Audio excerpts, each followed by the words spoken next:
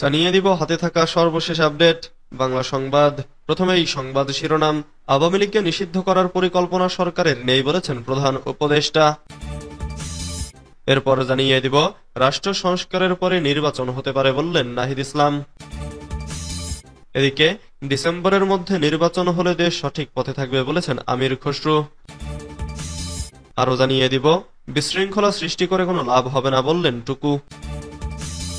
সর্বশেষ জানিয়ে দিব সকাল ৯টার মধ্যে যেসব জেলায় ৬০ কিলোমিটার বেগে ঝড়ের আভাস।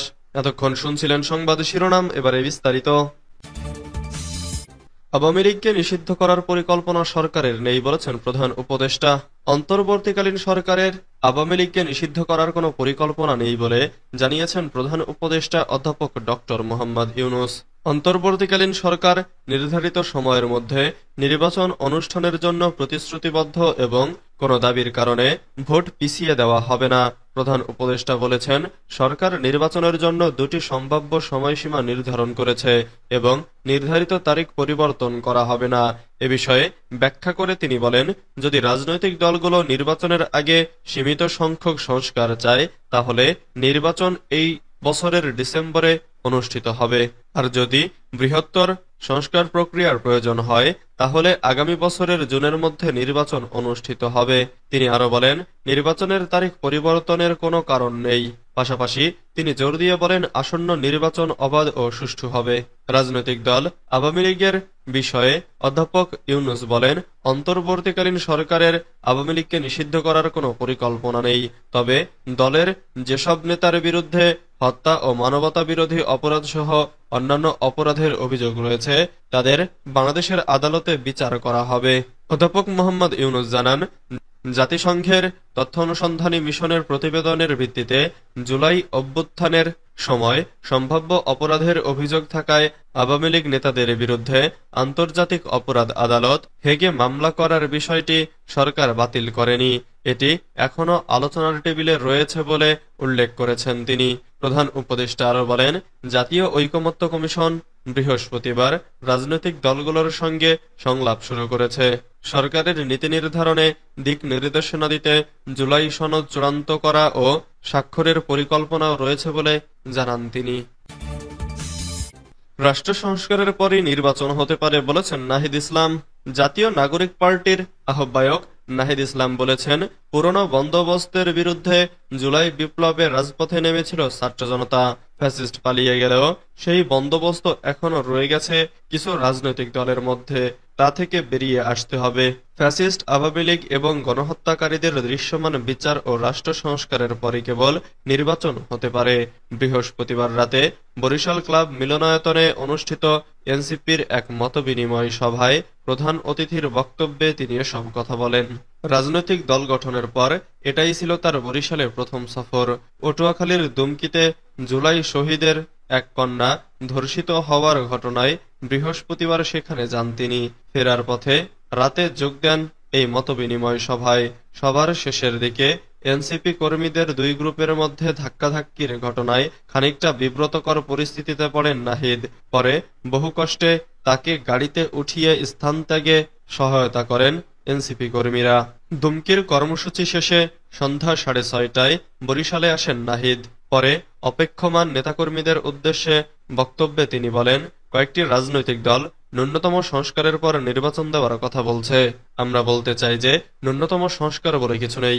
সংস্কারের ভিত্তি এই সরকারের সময়েই করতে হবে।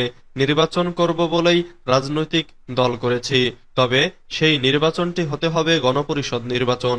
গণপরিষদ নির্বাচন ছাড়া নতুন সংবিধান বা সংবিধানের মৌলিক সংস্কার সম্ভব নয়। যারা পরিবর্তন চায়নি তারা বাংলাদেশ থেকে বিতাড়িত হয়েছে। পরিবর্তনের সঙ্গে যারা তাল মেলাতে পারবে না তারাও হারিয়ে যাবে। সেই পুরনো রাজনীতি আমরা চাই না। ডিসেম্বরের মধ্যে নির্বাচন হলে দেশ সঠিক পথে থাকবে বলেছেন আমির খসরু।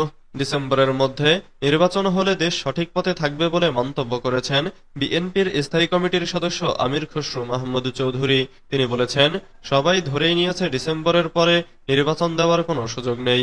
ইতোমধ্যে অনেকে বলেছে ডিসেম্বর অনেক দেরিতে, কিন্তু তারপরেও ডিসেম্বর কাট অফ টাইম হিসেবে ধরে নিয়েছে সবাই। সবার ধারণা ডিসেম্বরের মধ্যে নির্বাচন হলে আমরা সঠিক পথে থাকব। গণতন্ত্র ফিরিয়ে আনা খুবই গুরুত্বপূর্ণ। জনগণের মালিকানা ফিরিয়ে দেওয়ার জন্য আমরা 17 বছর সংগ্রাম করেছি। সেটা ফিরিয়ে দেওয়ার একমাত্র মাধ্যম নির্বাচন। বৃহস্পতিবার 20 মার্চ রাজধানীর গুলশানে বিএনপি চেয়ারপারসনের রাজনৈতিক কার্যালয়ে ইউরোপীয় ইউনিয়নের রাষ্ট্রদূত মাইকেল মিলারের সঙ্গে বৈঠক শেষে আয়োজিত সংবাদ সম্মেলনে আমির খসরু এসব কথা বলেন। বেলা 11টায় এ বৈঠক শুরু হয়।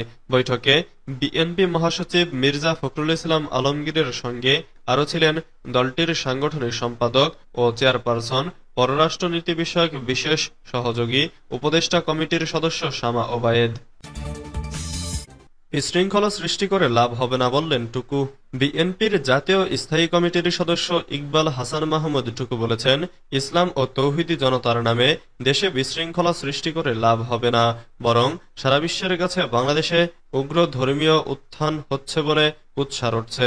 বৃহস্পতিবার 20 মার্চ বিকেলে মৌলভীবাজার সরকারি উচ্চ বিদ্যালয় মাঠে সাবেক এমপি এম নাসির রহমান আয়োজিত ইফতার ও দোয়া মাহফিলে প্রধান অতিথির বক্তব্যে তিনি এসব কথা বলেন।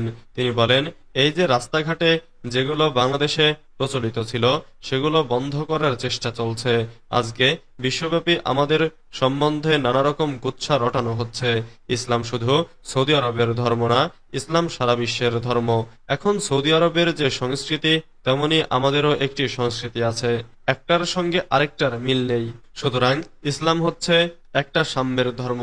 সেখানে আরবীয় সংস্কৃতির প্রচলন করতে গিয়ে দেশীয় সংস্কৃতিকে ধ্বংস করার চেষ্টা হচ্ছে। সকাল 9টার মধ্যে যেসব জেলায় 60 কিলোমিটার বেগে ঝড়ের আভাস। ঢাকার আকাশ সকাল থেকেই ছিল মেঘলা। দুপুর থেকে ঢাকার বিভিন্ন স্থানে গুঁড়ি গুঁড়ি বৃষ্টি হয়। এর মধ্যে দেশের 5টি অঞ্চলের ওপর দিয়ে সর্বোচ্চ 60 কিলোমিটার বেগে ঝড়ের আভাস দিয়েছে আবহাওয়া অফিস। একই সঙ্গে বজ্রসহ বৃষ্টিও হতে পারে বলে জানানো হয়েছে। শুক্রবার 21 মার্চ সকাল 9টা পর্যন্ত দেশের অভ্যন্তরীণ নদীবন্দরগুলোর জন্য দেয়া আবহাওয়ার পূর্বাভাসে এসব তথ্য জানানো হয়েছে। এতে বলা হয়েছে, যশোর, খুলনা, ফরিদপুর, ঢাকা এবং সিলেট অঞ্চলের ওপর দিয়ে পশ্চিম অথবা উত্তর পশ্চিম দিক থেকে ঘন্টায় 45 থেকে 60 কিলোমিটার বেগে অস্থায়ীভাবে দমকা অথবা ঝোড়ো হাওয়া সহ বৃষ্টি অথবা বজ্রসহ বৃষ্টি হতে পারে। এসব এলাকার নদীবন্দর সমূহকে 1 নম্বর সতর্ক সংকেত দেখাতে বলা হয়েছে। এদিকে সন্ধ্যা 6টা থেকে পরবর্তী 72 ঘন্টার আবহাওয়ার পূর্বাভাসে বলা হয়, লঘুচাপের বর্ধিতাংশ পশ্চিমবঙ্গ এবং তৎসংলগ্ন এলাকা পর্যন্ত বিস্তৃত রয়েছে। মৌসুমের স্বাভাবিক লঘুচাপ দক্ষিণ বঙ্গোপসাগরে অবস্থান করছে। এমন পরিস্থিতিতে রাজশাহী, ঢাকা, ময়মনসিংহ, খুলনা, বরিশাল, চট্টগ্রাম ও সিলেট বিভাগের 2-1 জায়গায় দমকা হাওয়া সহ বৃষ্টি বা বজ্রপাত সহ বৃষ্টি হতে পারে। সেই সঙ্গে কোথাও কোথাও বিক্ষিপ্তভাবে শিলাবৃষ্টি হতে পারে। এছাড়া দেশের অন্যত্র মেঘলা আকাশ সহ আবহাওয়া প্রধানত শুষ্ক থাকতে পারে।